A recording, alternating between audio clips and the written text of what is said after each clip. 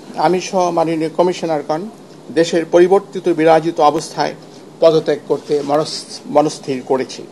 আমরা অদ্যই পদত্যাগ পত্র মহামান্য রাষ্ট্রপতির সমীপে উপস্থাপনের নিমিত্ত কমিশনের সচিব মহোদয়ের হাতে দেব।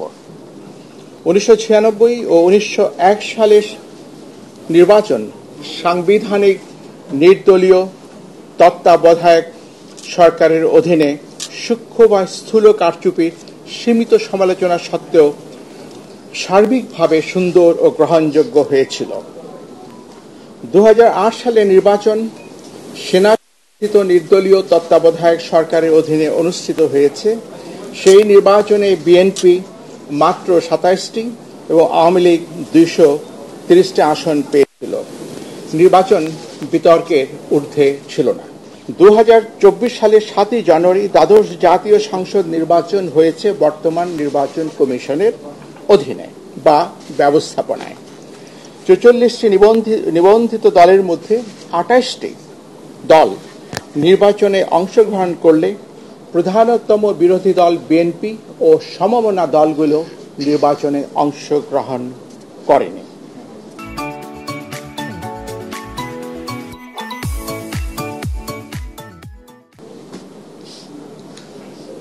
নির্বাচন সেই অর্থে অন্তর্ভুক্তিমূলক হয়নি।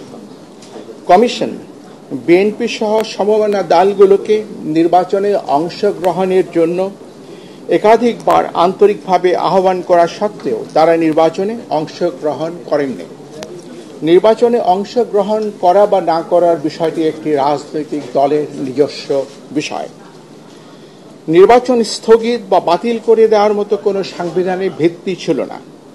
সেই কারণে অনেকেই কমিশনকে দোষারোপ করছেন নির্বাচন কখন, কি কারণে, কতদিনের জন্য স্থগিত করা যাবে তাও সংবিধানে সুস্পষ্টভাবে উল্লেখ করা আছে। অতীতে কখনোই কোনো নির্বাচন বাতিল করে দিয়ে কোনো কমিশন পদত্যাগ করেননি। সম্প্রতি ভেঙে দেওয়া সংসদের 299টি আসনে নির্বাচন প্রার্থীদের মধ্যে ব্যক্তিকেন্দ্রিক প্রতিযোগিতার মাধ্যমে হয়েছে, দলের মধ্যে নয়।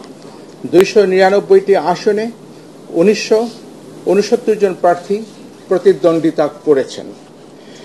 নির্বাচন নিষ্পন্ন করা অতিশয় কঠিন একটি কর্মযজ্ঞ। নির্বাচন গ্রহণযোগ্য না হওয়ার সকল দোষ ও দায়-দায়িত্ব সকল সময় কেবল নির্বাচন কমিশনের উপর এককভাবে আরোপ করা হয়ে থাকে। একটি কমিশন না হয় অসৎ বা পক্ষপাতদুষ্ট হতে পারে, কিন্তু সকল সময় সকল কমিশনই অসৎ বা পক্ষপাতদুষ্ট হতে পারে না। কমিশন বিভিন্ন কারণে নির্ভেজাল গ্রহণযোগ্য নির্বাচন করতে অক্ষম বা অসমর্থ হতে পারে।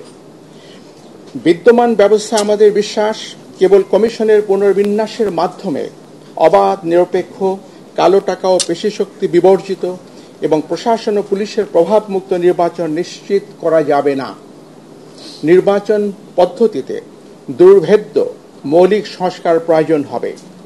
রাজনৈতিক সংস্কৃতি ও আচরণে এবং বিশেষত প্রার্থীদের আচরণে পরিবর্তন অবশ্যই প্রয়োজন হবে। 1973 থেকে হওয়া অতীতের অন্যান্য সকল নির্বাচন ছাড়াও 2008, 2014 এবং 2018 সালের নির্বাচনের বিতর্কিত সন্দিগ্ধ বিষয়গুলো বিবেচনায় নিয়ে কমিশন পরবর্তী সকল নির্বাচনগুলো সতর্কতার সাথে আয়োজনের চেষ্টা করেছে। জাতীয় এবং স্থানীয় সরকারের বিভিন্ন স্তরের নির্বাচনে দিনের বেলায় ব্যালট পেপার প্রেরণ, কতিপয় উপনির্বাচনে ভিডিও পর্যবেক্ষণ, ইভিএম এর ব্যবহার, দেশের সকল জেলায় একই দিনে তবে প্রতিটি জেলার প্রশাসনিক সীমানার মধ্যে মাঝে 3 থেকে 5 দিন বিরতি দিয়ে 5 থেকে 6টি ধাপে নির্বাচন অনুষ্ঠান, সরকারি কর্মকর্তাদের ব্যাপকভাবে রদবদল ইত্যাদি গৃহীত ব্যবস্থা নির্বাচন অবাধ, নিরপেক্ষ ও সুশৃঙ্খল করতে অনেকটাই সহায়ক হয়েছিল। নির্বাচন মূলত একদলীয় হওয়ার কারণে কারচুপি বা সরকারিভাবে প্রভাবিত করার প্রয়োজন ছিল না। আমি স্পষ্ট করে বলছি, নির্বাচন যেহেতু একদলীয় ছিল, কাজে এই নির্বাচনকে সরকারিভাবে প্রভাবিত করার কোনো আবশ্যকতাও কার্যত ছিল না। নির্বাচন দলের ভেতরেই হয়েছে, মধ্যে হয়নি, উইদিন হয়েছে, বিটুইন হয়নি। কমিশন দায়িত্ব গ্রহণের পর থেকে 2 বছর সময়ে ইউনিয়ন পরিষদে 992টি, উপজেলা পরিষদে 496টি, জেলা পরিষদের 71টি, পৌরসভার 90টি এবং সিটি কর্পোরেশনের 16টি নির্বাচন করেছে।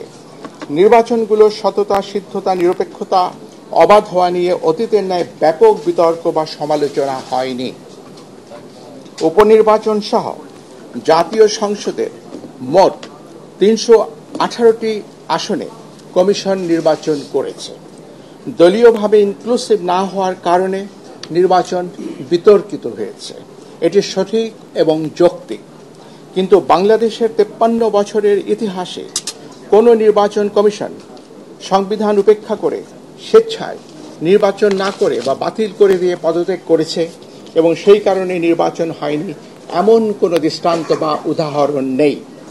সরকার বারবার বলেছেন ব্যাপক সংস্কারের মাধ্যমে নির্বাচন ব্যবস্থাকে ঢেলে সাজাতে হবে। আমি আরেকবার উচ্চারণ করে বলছি, সরকার বারবার বলছেন ব্যাপক সংস্কারের মাধ্যমে নির্বাচন ব্যবস্থাকে ঢেলে সাজাতে হবে। নির্বাচন বারংবার ব্যর্থ হওয়ার প্রকৃত সত্য কারণ এই কথাটির মধ্যেই নিহিত। কমিশনের সদস্যরা সংবিধান মেনে দায়িত্ব পালন করে থাকেন। আমাদের কর্মকালে আমরা গণমাধ্যম, প্রশাসন, আইন শৃঙ্খলা রক্ষাকারী বাহিনী, সশস্ত্র বাহিনী সহ আবশ্যক সকলের আন্তরিক সহযোগিতা পেয়েছি। আমি আজ বিদায় লগ্নে কৃতজ্ঞ চিত্তে সেটি স্মরণ করছি। বর্তমান অতীত থেকে আহরিত অভিজ্ঞতা, জ্ঞান ও উপলব্ধি থেকে ভবিষ্যতের জন্য কিছু প্রস্তাবনা সরকারের সদয় বিবেচনার জন্য রেখে যাওয়া আমরা আমাদের কর্তব্য মনে করছি। বাংলাদেশের জনগোষ্ঠীর সমরূপতা, হোমোজিনিটি কারণে সংখ্যানুপাতিক প্রতিনিধিত্বমূলক নির্বাচনের জন্য বাংলাদেশ আদর্শ ক্ষেত্র হতে পারে। সেই সাথে নির্বাচন 4 বা 8টি পর্বে, প্রতিটি পর্বের মাঝে 3 থেকে 5 দিনের বিরতি রেখে অনুষ্ঠান করা ব্যবস্থাপনার দিক থেকে সহজ ও সহায়ক হতে পারে। আমাদের প্রবর্তিত অনলাইনে নমিনেশন দাখিল অব্যাহত রেখে নির্বাচন প্রক্রিয়ায় প্রযুক্তির ব্যবহার অপটিমাইজ করতে পারলে আমাদের ধারণায় এটি ভবিষ্যতের জন্য উত্তম হবে। অধিকন্তু প্রতিটি সাধারণ নির্বাচন নির্দলীয় তত্ত্বাবধায়ক সরকারের অধীনে অনুষ্ঠিত হলে উদ্দেশ্য অর্জন আরও সুনিশ্চিত হতে পারে। পরিশেষে আপনাদের অবহিত করতে চাই, আমি সহ মাননীয় কমিশনারগণ দেশের পরিবর্তিত বিরাজিত অবস্থায় পদত্যাগ করতে মনস্থির করেছি। আমরা অদ্যই পদত্যাগপত্র মহামান্য রাষ্ট্রপতির সমীপে উপস্থাপনের নিমিত্ত কমিশনের সচিব মহোদয়ের হাতে দেব।